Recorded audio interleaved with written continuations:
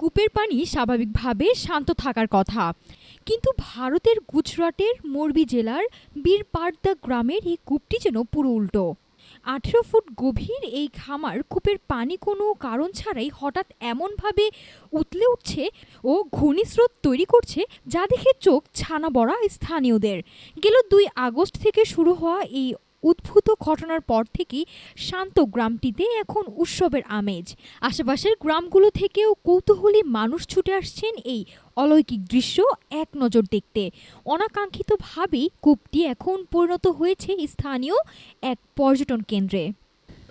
বিকেলের দিকে দুপুর 3টা থেকে সন্ধ্যা 7:30-এর মধ্যে এটি কাঁপতে শুরু করে এবং সমুদ্রের পানিতে ব্যাঙ লাফিয়ে ওঠার মতো লাফাতে থাকে।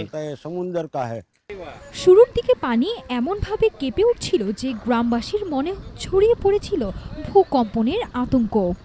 সেদিন সন্ধ্যায় বৃষ্টি হচ্ছিল, পানি প্রচণ্ড কাঁপছিল, সবাই খুব ভয় পেয়ে গিয়েছিল।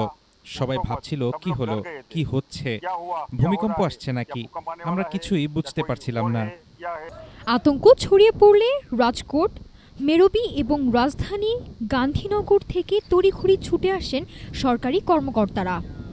পরামর্শ করা হয় ইনস্টিটিউট অব সিসমোলজিক্যাল রিসার্চ এর বিশেষজ্ঞদের সাথে, তবে কোনো ভূকম্পের উপস্থিতি পাননি তারা।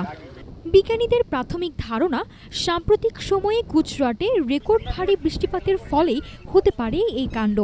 দ্রুত ভূগর্ভস্থ পানির স্তর বৃদ্ধি পাওয়ার সময় মাটির নিচে পাথরের ফাটলে আটকে থাকা বাতাস সজোরে উপরের দিকে বেরিয়ে আসার চেষ্টা করছে, আর তাতেই পানির তলদেশে তৈরি হচ্ছে এমন আলোড়ন ও ঢেউ। ভূতাত্ত্বিকদের প্রাথমিক পরিদর্শন শেষে এখন একটি ভূগর্ভস্থ পানি গবেষণা দলকে পূর্ণাঙ্গ তদন্তের নির্দেশ দেওয়া হয়েছে।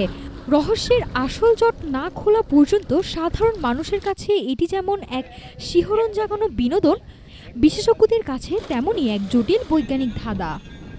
নাফিস সামিয়া, ঢাকা টুডে।